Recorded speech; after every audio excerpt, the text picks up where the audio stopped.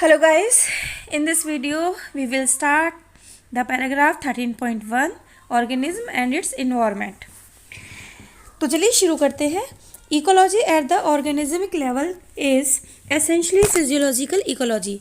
तो जो इकोलॉजी है अगर हम ऑर्गेनिज्म के लेवल पर स्टडी करते हैं तो वो फिजियोलॉजिकल इकोलॉजी होगी. क्यों? क्योंकि इसमें हम स्टडी करेंगे कि ऑर्गेनिज्म की जो बॉडी है वो कैसे वर्क करती है या अपने सराउंडिंग इन्वायरमेंट में वो कैसे अडेप्ट करती है, which tries to understand how different organisms are adapted to their environment in terms of not only survival but also reproduction. तो ये चीज़ आगे भी दी हुई है कि कोई भी ऑर्गेनिज्म अपने सराउंडिंग इन्वायरमेंट में किस तरीके से अडेप्ट करता है, केवल जीने के लिए ही नहीं बल्कि किसके लिए, रिप्रोडक्शन के लिए, यानी सर्वाइवल और reproduction. You may have learned in earlier classes, आपने पहले भी क्लासेस में पढ़ा होगा, how the rotation of our planet around the sun, कि किस तरीके से जो पृथ्वी है वो सूर्य के चारों तरफ चक्कर लगाती है. तो वो जो रोटेशन है वो किस तरीके से, और साथ साथ क्या, tilt of its axis. Tilt of its axis का मतलब होता है कि हमें जानते हैं कि जो पृथ्वी की अपनी एक्सिस है, ठीक है, वो उसके चारों तरफ भी क्या करती है, रोटेट करती है. तो और वो अपनी एक्सिस से, धुरी से वो थोड़ी सी क्या है, एक तरफ को टिल्टेड है. टिल्टेड का मतलब है तिरछा होना, सीधी नहीं है, झुकी हुई है. किसकी तरफ? सन की तरफ. तो जो पृथ्वी है वो अपनी एक्सिस पर सन की तरफ झुकी हुई है. तो ये दोनों ही फैक्टर, कौन कौन से फैक्टर, एक तो पृथ्वी का सूर्य के चारों तरफ चक्कर लगाना यानी कि रोटेशन ऑफ द अर्थ, और दूसरा पृथ्वी का सूर्य की तरफ थोड़ा झुका होना. तो इन दोनों की वजह से क्या होता है, cause annual variations in the intensity and duration of temperature. तो इसकी वजह से क्या होगा कि जो वार्षिक वेरिएशंस होते हैं किसमें, यानी टेम्परेचर की इंटेंसिटी में और उसके ड्यूरेशन में, यानी resulting in A distinct season. और इसकी वजह से क्या होता है, डिस्टिंक्ट हमें यानी अलग अलग सीजन देखने को मिलते हैं. देखिए, जो पृथ्वी पर कभी भी एक जैसा एटमॉस्फेयर नहीं रहता है, कभी ज़्यादा गर्मी है, कभी ज़्यादा ठंड है, कभी ठीक है ना ज़्यादा ठंड है ना ही ज़्यादा गर्मी है. तो इस तरीके से कहीं ना कहीं ये जो सीजन्स होते हैं डिपेंड करते हैं कि हमारे एटमॉस्फेयर का जो टेम्परेचर है उसकी इंटेंसिटी क्या है और उसका ड्यूरेशन क्या है. तो इस चीज़ को और समझने के लिए हम थोड़ा सा जो पृथ्वी है, अर्थ है, या जो अगर हम जैसे हम इंडिया में रह रहे हैं तो इंडिया में कौन कौन से ऐसे सीजन्स हैं, डिफरेंट सीजन्स, और उनमें क्या डिफरेंसेस हैं. तो एक थोड़ा सा ये हम देख लेते हैं, इस चीज़ को अंडरस्टैंड कर लेते हैं. तो सीजन्स के लिए हम नीचे चलते हैं जल्दी से. यस, ये देखिए, तो ये हमने थोड़ा सा अलग से एक इन्फॉर्मेशन दे रखी है कि जैसे अगर हम एनुअल का मतलब यहाँ पर वार्षिक यानी हम पूरे 12 मंथ ले लेते हैं. अब यहाँ पर देखिए, तो हमने स्टार्टिंग करी है मार्च अप्रैल से. तो मार्च और अप्रैल ये 2 महीने में का जो सीज़न होता है ये कौन सा होता है, स्प्रिंग सीजन होता है, बसंत ऋतु. तो इसमें क्या होगा, इसकी कैरेक्टरिस्टिक्स क्या होगी कि यहाँ पर not too hot neither too cold, ना ही ज़्यादा ठंडा होगा ना ही ज़्यादा गर्म होगा, यानी टेम्परेचर एवरेज होता है. ठीक है, पहली चीज़. दूसरी चीज़ क्या है, इसमें पेड़ों पर नई पत्तियां आती हैं. कमिंग ऑफ समर्स, यानी समर सीजन के पहले का जो समय होता है, जो मंथ होते हैं वो क्या है, स्प्रिंग सीजन में आते हैं. Day become longer, night become shorter. तो धीरे धीरे क्या होगा, दिन लंबे होते चले जाएंगे और रातें छोटी होती चली जाएंगी. एवरेज टेम्परेचर कितना रहेगा, 32 डिग्री सेल्सियस रहेगा. और प्रेजेंट ब्यूटीफुल सीजन, और ये सीज़न कैसा है, मार्च अप्रैल का. इन दोनों मंथ में ना बहुत ज़्यादा गर्मी नहीं होती है और बहुत ज़्यादा कोई सर्दी नहीं होती है और मौसम अच्छा रहता है. अब हम इसको आगे बढ़ते हैं. नेक्स्ट देखिएगा, मई जून. मार्च अप्रैल के बाद में क्या आ गया, मई जून आ जाता है.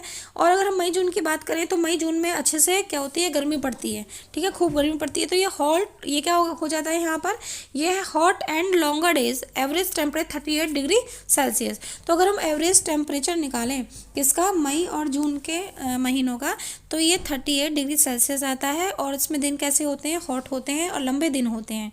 मई जून हो गया है. अब उसके बाद में आता है क्या, जुलाई अगस्त. तो गर्मियों के बाद में क्या होती है, बारिश होती है. तो बारिश के 2 महीने हम ले लेते हैं, जुलाई और अगस्त. ओके, तो इसमें देखिए जुलाई अगस्त में देखिए ये रेनी सीजन कहलाता है. और इसमें क्या है, in comparison to summer days are short. तो जैसे जैसे गर्मियाँ बीत रही हैं वैसे वैसे जैसे गर्मियाँ बीत गई, रेनी सीजन आ गया, तो क्या होगा, दिन क्या होते जाएंगे, थोड़े शॉर्ट होते चले जाएंगे. और नाइट्स कैसी हो जाएंगी, लंबी होती चली जाएंगी. एवरेज टेम्परेचर की अगर हम बात करें तो देखिए एवरेज टेम्परेचर भी कम हुआ है, 34 डिग्री सेल्सियस है। और क्योंकि बारिश भी होती है, गर्मी तो होती है इसलिए हॉट, और बारिश होती है इसलिए मौसम कैसा रहता है, ह्यूमिड। रेनफॉल होती रहती है। अब उसके बाद में हम बात करते हैं किसकी, रेनफॉल, रेनी सीजन हो गया है। रेनी सीजन के बाद में आता है, बारिश के बाद में क्या आता है, जुलाई अगस्त के बाद में है सितंबर अक्टूबर। तो सितंबर और अक्टूबर के बाद में जो है ऑटम यानी पतझड़ का मौसम आता है। और इसमें देखिए पतझड़ में यानी पत्तों का झड़ना, तो लीव्स जो है गिरने लगती हैं। एवरेज टेम्परेचर कितना रहता है, एवरेज टेम्परेचर थोड़ा और कम हो गया है, 33 degree Celsius. Day and nights are almost equal in length, और यहाँ पर दिन और रात लगभग कैसे हो जाते हैं, इक्वल इन लेंथ। इक्विनॉक्स का मतलब क्या है, in this earth axis is tilted in a way that it's neither inclined towards nor away from the sun. तो इसमें पृथ्वी की जो एक्सिस होती है वो इस तरीके से टिल्ट होती है कि ना तो वो बहुत ज़्यादा सन से दूर, पृथ्वी जो है बहुत ज़्यादा सन से दूर भी नहीं होती है, बहुत ज़्यादा पास भी नहीं होती है। तो इस तरीके के फिनोमिना को हम इक्विनॉक्स कहते हैं। अब उसके बाद में हम आगे चलते हैं, आगे अब आता है नवंबर और दिसंबर। तो ये जो दो महीने हैं इनको हम प्री विंटर सीजन भी कहते हैं इन दोनों महीनों को, और हेमंत ऋतु भी कहते हैं। इसमें जो है एक तरीके से आप कह सकते हो कि सर्दियों के नवंबर में क्या हो जाती है, शुरुआत हो जाती है। ठीक है, इसको हम सीजन ऑफ इलनेस भी कहते हैं, क्योंकि इसमें मेनली क्या है, जो बीमारियां शुरू हो जाती हैं क्योंकि सर्दियों का सीज़न शुरू हो जाता है। मॉडरेटली कोल्ड, इसमें ठीक ठाक सर्दी होती है, बहुत ज़्यादा सर्दी नहीं होती है। और एवरेज टेम्परेचर कितना रहता है, 27 degree Celsius. Days becomes shorter than nights, जो दिन हैं वो छोटे हो जाते हैं नाइट के कंपैरिजन में। रेनफॉल कभी हो सकती है, नहीं भी हो सकती है, तो इसलिए हम कहते हैं कि रेनफॉल ओकेजनल। अब देखिए नवंबर दिसंबर हो गया है, अब आता है क्या, जनवरी फरवरी। तो जनवरी फरवरी ये किसके महीने होते हैं, ये विंटर सीजन के होते हैं। तो और इसमें विंटर है, सर्दी है, और हवाएं भी चलती हैं इसमें, कोल्ड विंड, ठंडी हवाएं चलती हैं। ड्राइनेस होती है, बहुत ज़्यादा ठंड पड़ती है, टेम्परेचर डाउन हो जाता है, स्नोफॉल भी होता है, क्या कहते हैं। अब जनवरी फरवरी हमारा हो चुका है। इसमें देखिए जो एवरेज टेम्परेचर है वो 20 डिग्री सेल्सियस तक जाता है। कोल्ड सीजन होता है, डेज आर शॉर्टर, दिन छोटे होते हैं, रातें लंबी होती हैं। और इन महीनों में क्या है कि जो वेजिटेबल है, फ्रूट्स है, फ्लावर्स है, इनकी अच्छी वैरायटी हमें देखने को मिलती है। इस तरीके से हमने एक शॉर्ट देख लिया है, शॉर्ट में ही देख लिया है कि कितने सीजन्स होते हैं। आइए अब हम अपने टॉपिक के ऊपर चलते हैं। अगर हम बात करते हैं टिल्ट की, किसकी बात करते हैं, टिल्ट की, तो इसको भी हम देख लेते हैं कि जो पृथ्वी है ये इसमें हम देख लेते हैं कि जो पृथ्वी है वो सन के चारों तरफ क्या लगाती है, चक्कर लगाती है। ठीक है, तो ये क्या है, दिस इज़ द अर्थ, ये अर्थ है। ठीक है, और ये क्या है, सन है। और ये एक पाथवे है, एलिप्टिकल पाथवे है, जिसमें कि पृथ्वी सन के चारों तरफ राउंड लगा रही है। तो पृथ्वी के बिल्कुल बीचों बीच से जो एक इमेजिनरी लाइन जा रही है हॉरिजॉन्टल, उसको हम इक्वेटर कह रहे हैं। इक्वेटर के ऊपर का जो है वो नॉर्दर्न हेमिस्फीयर हो जाता है और नीचे का सॉदर्न हेमिस्फीयर। और ये जो अगर हम देख रहे हैं तो इसको मैं डिफरेंट कलर से शो करना चाहूँगी। ये देखिए, तो पृथ्वी के बिल्कुल बीचों बीच से जो ये एक्सिस, हम एक इमेजिनरी एक्सिस हमने मान ली है, इसको हम कह रहे हैं इसकी एक्सिस। और ये जो पृथ्वी है, ठीक है, ये सन की तरफ थोड़ी झुकी हुई है। अगर जब ये झुकी हुई है तो हम ये देखेंगे कि सन की जो डायरेक्ट रेज हैं वो नॉर्दर्न हेमिस्फीयर पे आ रही हैं, और स्लैंटिंग तिरछी जो रेज हैं वो किस पे आ रही हैं, सॉदर्न हेमिस्फीयर पे आ रही हैं। तो तिरछी रेज आ रही हैं सॉदर्न हेमिस्फीयर पर, यानी कि लाइट इंटेंसिटी यहाँ पर कम होगी, और लाइट इंटेंसिटी कहाँ पर ज़्यादा होगी, नॉर्दर्न हेमिस्फीयर पर। तो यहाँ पर नॉर्दर्न हेमिस्फीयर पर क्या होगी, गर्मी ज़्यादा होगी। और मंथ कौन सा है यहाँ पर, जून का मंथ है, और यहाँ पर हॉट होगा, समर डेज होंगे। ठीक है, अब पृथ्वी घूमते घूमते घूमते घूमते यहाँ से ऐसे ऐसे करते हुए इधर की तरफ आ गई है। तो आफ्टर 6 मंथ, 6 महीने के बाद में क्या है, कंडीशन बिल्कुल अलग है। अब देखिए इसमें क्या है कि अगर हम ध्यान से देखें इसको थोड़ा सा और टिल्टेड, अगर हम इसको ऐसे कर दें इस तरीके से, तो हम ये देखेंगे कि जो सनलाइट है वो सॉर्दर्न वाले हिस्से पर ज़्यादा पड़ रही है, और नॉर्दर्न वाले हिस्से पर थोड़ा सा स्लेंटिंग हो जाती है। कैसी हो जाती है, स्लेंटिंग हो जाती है। तो अब क्या होगा, नॉर्दर्न वाले हिस्से पर, नॉर्दर्न हेमिस्फीयर पर क्या होगा, ये दिसंबर मंथ में विंटर होगा, और इसका जस्ट अपोजिट क्या, सॉदर्न हेमिस्फीयर पे गर्मी होगी। अगर हम बात करते हैं इक्वेटर की, किसकी, इक्वेटर की अगर हम बात करते हैं तो इक्वेटर पर जो सनलाइट है वो डायरेक्ट पड़ती है और ऑलमोस्ट इक्वेटर पे हॉट वेदर रहता है, वहाँ का जो मौसम है वो कैसा रहता है, हॉट रहता है। तो इक्वेटर के आसपास जो भी जितने भी कंट्रीज़ हैं वो कैसे होते हैं, हॉट कंट्रीज़ होते हैं, ठीक है। अगर हम पोल्स की बात करते हैं, जैसे कि ये पोल्स हैं, ये इस तरीके से ये इक्वेटर हो गया है और ये पोल्स, तो पोल्स पर हमेशा सन की तिरछी लाइट होती है, तो all over the year poles पर कम लाइट पड़ती है। इस वजह से जो पोलर रीजन्स होते हैं या पोलर एरियाज़ होते हैं वो कंपैरेटिवली वो कैसे होते हैं, ठंडे होते हैं through out the year. These variations together with annual variation in precipitation, तो ये दो वेरिएशंस किस कौन कौन से, एक तो intensity and duration of temperature और साथ के साथ क्या, प्रेसिपिटेशन। अब प्रेसिपिटेशन में इन्होंने दो चीज़ इंक्लूड करता है, प्रेसिपिटेशन किसको, रेन को और स्नो को, यानी बारिश और क्या, साथ के साथ स्नोफॉल।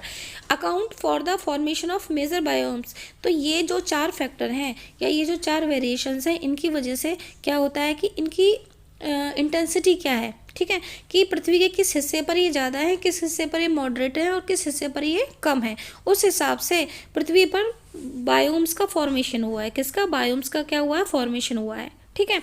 जैसे कि अब बायोम्स के नाम दे रखे हैं, डेजर्ट है, रेन फॉरेस्ट है एंड टुंड्रा है, desert, rain forest and tundra, okay.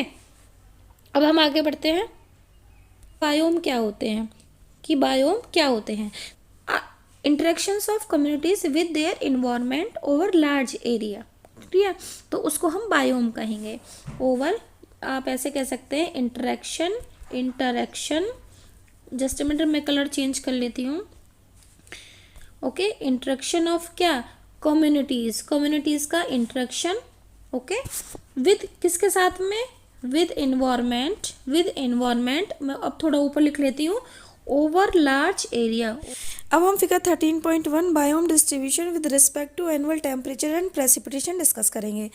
तो ये हम डिस्कस करेंगे according to the NCERT book. Precipitation का मतलब होता है कि रेनफॉल और स्नो रेनफॉल, ओले, मतलब जिस भी फॉर्म में पानी ऊपर से नीचे ज़मीन पर आ रहा है उसको हम प्रेसिपिटेशन कहेंगे। तो देखिए, इसको डिस्कस करने से पहले हम देखते हैं थोड़ा सा कि यस ये हमारा क्या है, अर्थ है। तो अर्थ के जो बीचों बीच जो लाइन है, इमेजिनरी लाइन है, उसको हम क्या कहेंगे, equator. So this is the equator. और अगर हम इक्वेटर से 23.5 डिग्री नॉर्थ की तरफ जाते हैं और 23.5 डिग्री साउथ की तरफ जाते हैं, तो ये जो एरिया है, ठीक है ना, ये पूरा एरिया, ये एरिया होता है ट्रॉपिकल एरिया या ट्रॉपिकल रीजन। इस एरिया में क्या होगा, इस एरिया में क्योंकि जो सन है, सन की जो लाइट है, सन रेज वो डायरेक्ट पड़ रही हैं यहाँ पर इस एरिया में, इक्वेटर पे, तो इसलिए जो ट्रॉपिकल रीजन है या एरिया है, यहाँ पर जो टेम्परेचर है वो सबसे ज़्यादा होगा। टेम्परेचर ज़्यादा होगा तो पानी उतना ही ज़्यादा भाप बन के उड़ेगा, जो हमारी वाटर बॉडीज़ होती हैं, और उतनी ही ज़्यादा क्या होगी, रेनफॉल, यानी बारिश भी ज़्यादा है, प्रेसिपिटेशन भी ज़्यादा है यहाँ पर, और क्या है, टेम्परेचर भी ज़्यादा है। तो जैसे जैसे अब हम ऊपर की तरफ चलते हैं, तो जैसे जैसे नॉर्थ पोल या साउथ पोल की तरफ जाएंगे वैसे वैसे टेम्परेचर हमारा कम होता चला जाएगा। तो टेम्परेट रीजन में टेम्परेचर थोड़ा कम होगा। और अगर हम किसकी तरफ आते हैं, पोलर एरिया की तरफ आते हैं, नॉर्थ पोल हो या साउथ पोल हो, इधर की तरफ आते हैं, तो यहाँ पर टेम्परेचर बहुत ही ज़्यादा क्या होता है, कम होता है, ठीक है। तो जहाँ पर टेम्परेचर बहुत ज़्यादा कम हो, ड्राइनेस हो, ट्रीज़ ना हो, तो ऐसे एरियाज़ को या रीजन्स को हम क्या कह देते हैं, टुंड्रा कह देते हैं। तो नॉर्थ पोल की तरफ ये आर्कटिक रीजन हो गया, इसको पोलर रीजन भी कह देते हैं, तो आर्कटिक टुंड्रा भी कह सकते हैं, और इधर की तरफ ये एंटार्क्टिक टुंड्रा हो गया। तो अब हम थोड़ा सा और इसको अच्छे से समझ लेते हैं कि टुंड्रा क्या होता है। Tundra is a treeless polar region, polar desert, यानी पोल्स पर जो मौजूद डेजर्ट है। डेजर्ट क्यों है, क्योंकि वहाँ पर ट्रीज़ नहीं हैं, ठीक है, और पोल्स पर है तो इसलिए polar desert, treeless polar desert. Found in high latitude, high latitude यानी नॉर्थ पोल की तरफ, इक्वेटर से पोल्स क्या हो गया, हाई लैटिट्यूड हो गया, ठीक है। In the polar regions primarily in Alaska, Canada, Russia, तो ये वो कंट्रीज़ दिए हुए हैं जो पोलर रीजन्स में पाए जाते हैं। तो ये जैसे कि Greenland, Iceland, Scandinavia as well as sub are Antarctic islands, ठीक है। The regions long dry winters feature month of total darkness and extremely frigid temperature. तो यहाँ पर क्या है, टेम्परेचर क्या होता है, बहुत ही ज़्यादा होता है, फ्रीज करने वाला होता है, ड्राइनेस होती है, रेनफॉल कम होती है। तो ये सब टुंड्रा की क्या हो गए, करेक्टरिस्टिक्स हो गए। अब यही कंडीशन अगर किसी पहाड़ की चोटी पर होती है, ओवर द माउंटेन होती है, तो उसको हम एल्पाइन कह देते हैं। क्लियर। तो alpine tundra over the mountain. तो वहाँ पे ट्री नहीं होते हैं एल्पाइन में, वहाँ पर क्या होते हैं, वहाँ पे बहुत छोटे छोटे छोटे जो प्लांट्स होते हैं वो होते हैं बहुत ज़्यादा, वहाँ पे भी बहुत ज़्यादा ठंड होती है, वो भी ट्रीलेस होते हैं। अब हम इस फिगर को अच्छे से समझ लेते हैं। तो कि ये दो एक्सेस दी हुई है, एक एक्सेस इसको हम एक्स एक्सेस मान लेते हैं और इसको वाई एक्सेस। तो वाई एक्सेस पे क्या दिया हुआ है, मीन एनुअल प्रेसिपिटेशन, जो कि सेंटीमीटर में दिया हुआ है। मीन एनुअल प्रेसिपिटेशन का मतलब है कि वार्षिक ऑन एन एवरेज कितनी एनुअली कितनी बारिश हुई है या कितना स्नोफॉल हुआ है, रेनफॉल हुआ है, तो ये सब दिया हुआ है। ये 50, 100, 150 इस तरीके से। और इधर की तरफ आपका दिया हुआ है टेम्परेचर, जो कि डिग्री सेल्सियस में दिया हुआ है। तो यहाँ पर हम बात कर रहे हैं किसकी, सबसे पहले अगर आप ध्यान से देखें तो ये दिया हुआ है एनसीईआरटी बुक में ट्रॉपिकल फॉरेस्ट, ठीक है, ट्रॉपिकल रेन फॉरेस्ट भी कह सकते हैं। और यहाँ पर एग्जांपल आ जाता है अमेज़न रेन फॉरेस्ट का, किसका, अमेज़न रेन फॉरेस्ट। ओके, तो अब देखिए, अब ट्रॉपिकल रीजन है तो मैंने बताया था कि यहाँ पर टेम्परेचर भी ज़्यादा होता है और रेनफॉल भी ज़्यादा होता है, क्योंकि यहाँ पर जो ये एक इक्वेटर के आसपास का रीजन है, इसलिए। तो अब हम इसका पहले टेम्परेचर देखेंगे। तो इसको बिल्कुल सीधे अगर हम देखें 22 लगभग 20 से 25 के आसपास इसका टेम्परेचर है, ठीक है। तो टेम्परेचर कितना हो गया, टेम्परेचर यहाँ पर हो जाता है इसका 22-25 डिग्री सेल्सियस। और हम बात करते हैं किसकी, प्रेसिपिटेशन की। तो प्रेसिपिटेशन अगर हम देखें तो ये लगभग आता है हमारा 150 से लेकर 400 तक, इनफैक्ट 400 से ज़्यादा ही है ये, देखिए, ठीक है। तो इसका प्रेसिपिटेशन हो जाता है 150 से लेके मैक्सिमम ये क्या है 404 अब 400 है। तो यहाँ पर रेनफॉल भी अच्छी है और यहाँ पर ये टेम्परेचर भी अच्छी मात्रा में दिया हुआ है। क्लियर। तो ये हो गया हमारा ट्रॉपिकल रेन फॉरेस्ट, ठीक। अब आता है हमारा टेम्परेट फॉरेस्ट। टेम्परेट फॉरेस्ट में कंपैरेटिवली ट्रॉपिकल फॉरेस्ट के कंपैरिजन में क्या होगा, टेम्परेचर कम होगा।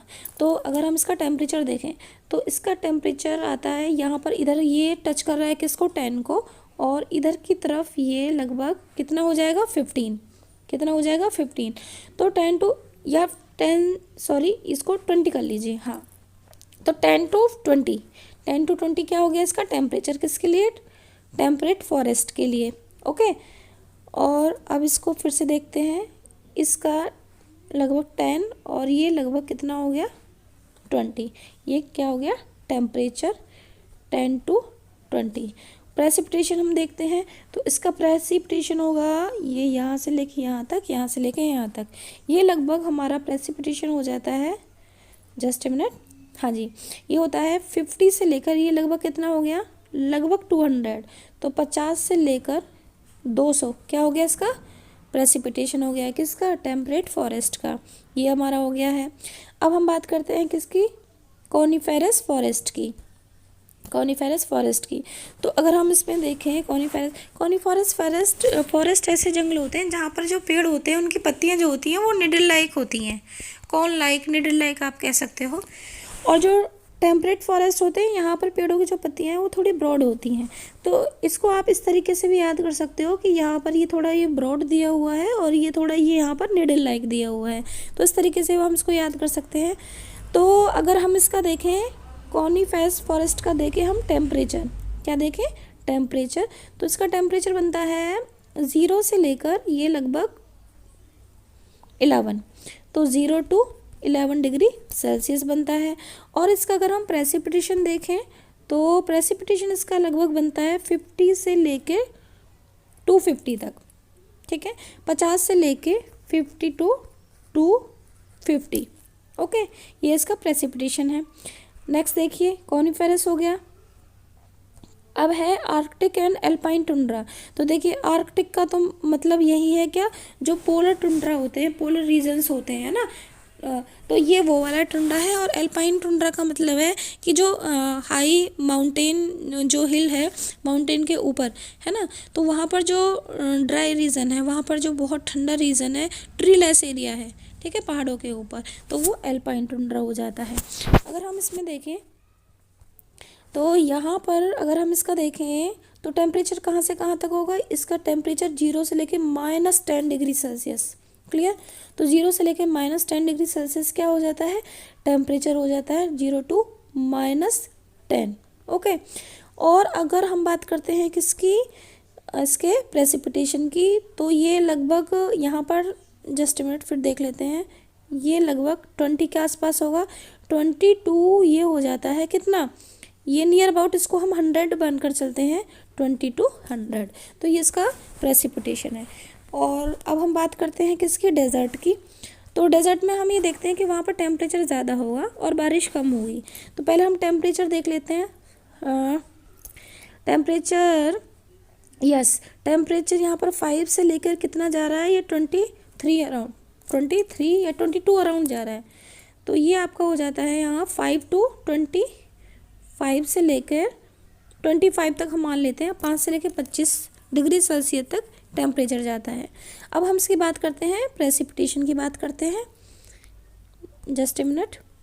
प्रेसिपिटेशन कितना है, तो अगर आप इसका प्रेसिपिटेशन देखें तो वो बहुत ही कम है, तो ये बिलो 50 इसका प्रेसिपिटेशन है। ओके। तो अगर हम डेजर्ट की बात करते हैं तो डेजर्ट भी दो तरीके के होते हैं, एक तो हॉट डेजर्ट और एक कोल्ड डेजर्ट। तो अब हम किस तरीके से इसको डिफ़ाइन करेंगे, क्योंकि अगर हम कश्मीर की बात करें, उधर की एरिया की बात करें, लद्दाख की बात करें, तो वो भी एक डेजर्ट है और वहाँ पर क्या है, वहाँ पर अच्छी खासी ठंड पड़ती है। तो इसलिए हम जो ये डेजर्ट है या जो भी ये बायोम्स हैं, ठीक है, इनको हम दिखा रहे हैं किसके बिहाफ पर, on the behalf of precipitation and temperature, on the behalf of. हमने जो एक सबसे अच्छा जो वो है फैक्टर है, वो हमने क्या लिया हुआ है, एनसीईआरटी बुक ने प्रेसिपिटेशन लिया हुआ है। तो ऐसा नहीं है कि टेम्परेचर जो है डेजर्ट में हमेशा ज़्यादा ही होता है, कम भी हो सकता है, तो उसको हम कोल्ड डेजर्ट कह देते हैं। और अगर ज़्यादा टेम्परेचर है तो हम उसको हॉट डेजर्ट कह देते हैं। और डेजर्ट एक्चुअल में हम डिसाइड करते हैं on the basis of precipitation. तो डेजर्ट में प्रेसिपिटेशन यानी कि रेनफॉल बहुत कम होता है। तो यहाँ तक होपफुली ये चीज़ अच्छे से आपको समझ में आ गई होगी। अब हम बात करते हैं नेक्स्ट पैराग्राफ की, रीजनल एंड लोकल वेरिएशंस।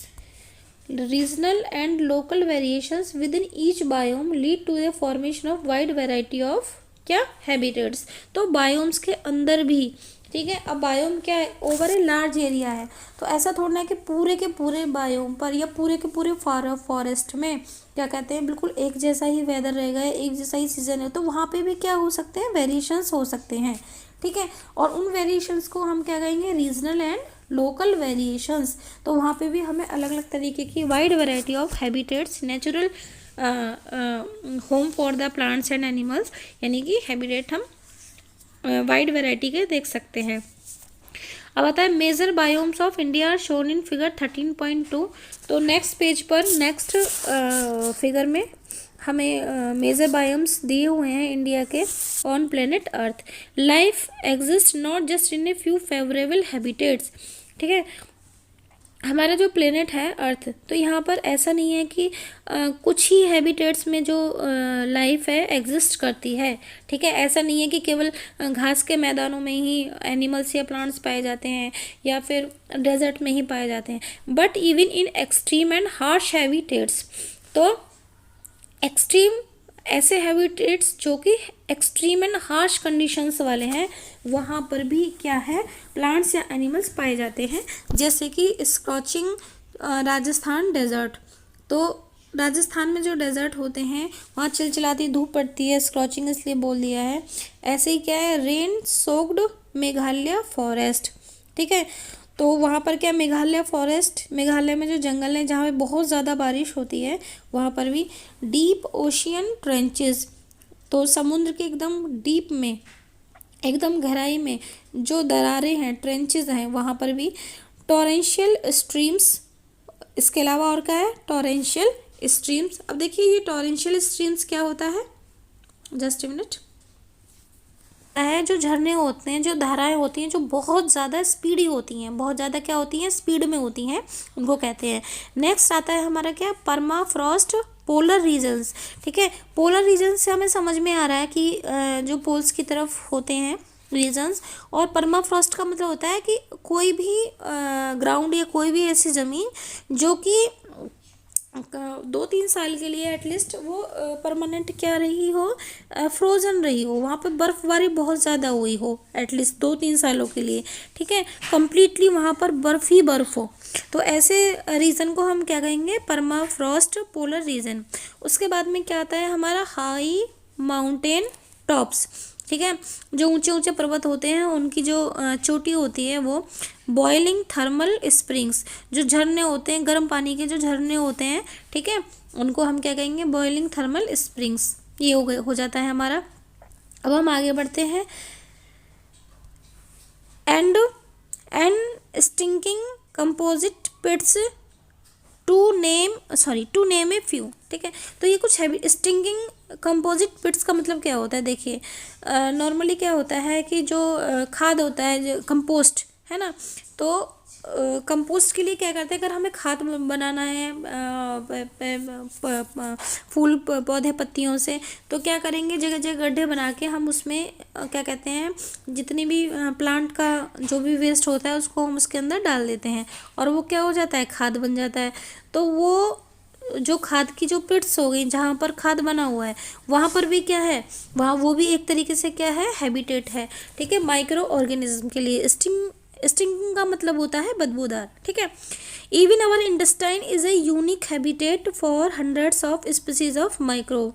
यहाँ तक कि जो हमारी इंटेस्टाइन है वो भी एक हैबिटेट है, यानी वहाँ पर भी क्या होते हैं, बहुत सारे माइक्रोब्स यानी कि बैक्टीरिया पाए जाते हैं।